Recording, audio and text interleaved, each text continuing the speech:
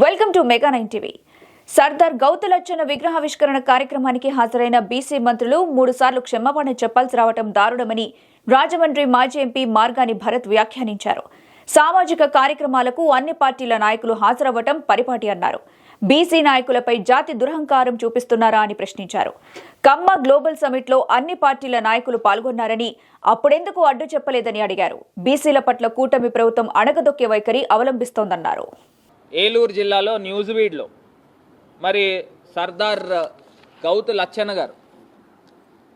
గారి యొక్క విగ్రహ ఆవిష్కరణ జరిగితే ఒక సామాజిక కార్యక్రమం, స్వతంత్ర సమరయోధుడు. మరి అక్కడికి జనరల్గా ఒక ప్రైవేట్ కూడా కాదు, ఇది సోషల్ రెస్పాన్సిబిలిటీ అండి. ఒక కార్యక్రమానికి పార్టీలకు అతీతంగా అందరూ వస్తూ ఉంటారు. మరి ఈ కార్యక్రమాలకు వచ్చినప్పుడు మరి మాజీ మంత్రి మరి జోగి రమేష్ కూడా వచ్చారు, ఆయన కూడా వెళ్ళారు. అక్కడ క్యాబినెట్ మీ సహచర మంత్రులు చంద్రబాబు నాయుడు గారితో పాటు సహచర మంత్రి మరి పార్థసారథి గారు అందరూ వెళ్ళారు. ఇప్పుడు విగ్రహానికి దండేయడము,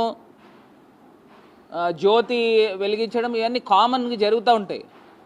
ఒక సామాజిక కార్యక్రమానికి వెళ్తే ఒక క్యాబినెట్ మంత్రి మీ సహచర మంత్రి 3 సార్లు ప్రెస్ మీట్లు పెట్టి క్షమాపణ చెప్పే దౌర్భాగ్యమైన పరిస్థితికి తీసుకుని వచ్చారని అంటే నాకు ఒకటి అర్థం కావట్లా. మొన్నటిదాకా ఎస్సీలు దళితులపైన దాడులు, ఇప్పుడు బీసీ సామాజిక వర్గాలని, ఇప్పుడు ఆయనేమో యాదవ్ కులానికి సంబంధించిన పార్థసారథి గారు, అదేవిధంగా గౌతు శిరీష గారు, ఆమె మరి సర్దార్ గౌతు లచ్చన్ గారు మనవరాలు, ఆమెని వీళ్ళిద్దరూ కూడా క్షమాపణలు చెప్పడం ఏంటంటే నాకు అసలు అర్థం కావట్లా.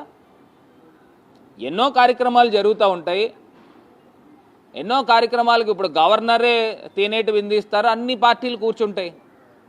ఇప్పుడు ఇదేమన్నా పేకాట క్లబ్బుల్లో కూర్చుని ఏమన్నా పేకాటలు ఆడుకున్నారా? ఒక సామాజిక కార్యక్రమం. మరి గతంలోనే ఎంతోమంది మరి కెసినోలు ఆడుకోవడానికి గతంలోనే వేరే పార్టీ మీ పార్టీ వాళ్ళందరూ కూడా స్పెషల్ ఫ్లైట్లలో రష్యాలో వెళ్ళారు, అదేవిధంగా దుబాయ్లో వెళ్ళారు. ఇలాంటి కార్యక్రమాలకు చాలామంది మరి మీ పార్టీ వాళ్ళు వేరే పార్టీ వాళ్ళు అందరూ కలిపి వెళ్ళారు. గతంలో మా పార్టీలో ఉన్నవాడు కూడా ఆయన కూడా మీ పార్టీ వాళ్ళతో కలిసి వెళ్ళారు. మరి వాళ్ళపైన ఏం యాక్షన్ తీసుకున్నారు? అంటే బీసీల పైన మీ జాతి దురహంకారం చూపిస్తూ ఉన్నారా అని అడుగుతా ఉన్నా. మొన్న రీసెంట్గా కమ్మ గ్లోబల్ సమిట్ అని జరిగింది. ఆ గ్లోబల్ సమిట్లో మరి అన్ని పార్టీల వాళ్ళు వచ్చి పాల్గొన్నారే. ఆ కమ్మ గ్లోబల్ సమిట్లో మరి అన్ని పార్టీల వాళ్ళు ఉన్నారు. మరి అప్పుడు మీకు కనిపించలేదా? ఒక సామాజిక కార్యక్రమానికి బీసీలు వెళ్తే ప్రెస్ ముందరకు వచ్చి వాళ్ళ ఆత్మగౌరవం దెబ్బతినేలాగా వాళ్ళతో ఈ లోకేష్ గారు చంద్రబాబు నాయుడు గారు ఈ రకమైన క్షమాపణలు 3 సార్లు చెప్పారు. అసలు నాకు అర్థం కావట్లా. మరి అదేవిధంగా ఈ రకంగా క్షమాపణలు చెప్పించి మీరు ఆనందం పొందుతూ ఉన్నారా అని అడుగుతూ ఉన్నా. ఇవన్నీ కూడా నిజంగా బాధాకరం.